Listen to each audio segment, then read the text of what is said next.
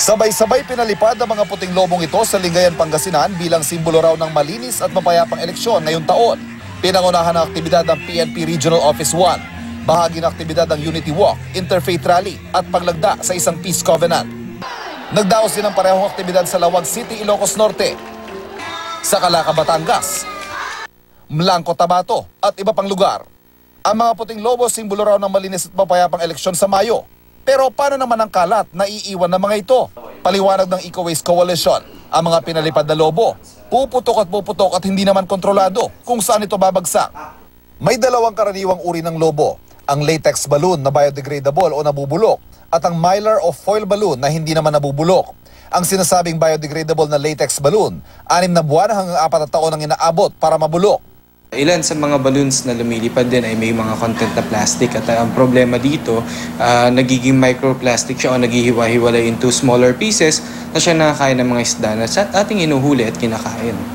Biodegradable man o hindi, ang lobong lumipad sa langit at di na nakita. Disgrasya ang dulot sa mga hayop at isda. Maring patuloy itong lumutang pataas hanggang sa pumutok. Kung hindi man ay ma-deflate o umimpis at unti-unting bumaba.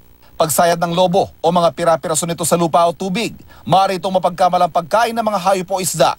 Ikamamatay nila ito dahil hindi matutunaw ang lobo at magbabara sa kanilang tiyan. Kung may tali pa ang lobo, maaari itong sumabit sa mga sanga ng puno at pumulupot sa hayop. Kung sumabit sa kable ng kuryente, maaari itong magdulot ng power outage o maging mitya ng sunog.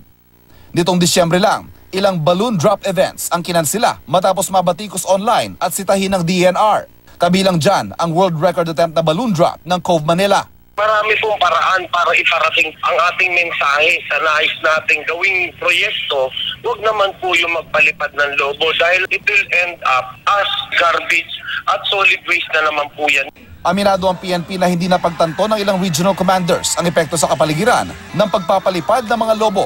Kaya paalala nila, this kind of event should be avoided, no? It was based on good intention, but meron nga yung downsides like its impact, its negative impact to our environment. Ivan Mayrina, GMA News.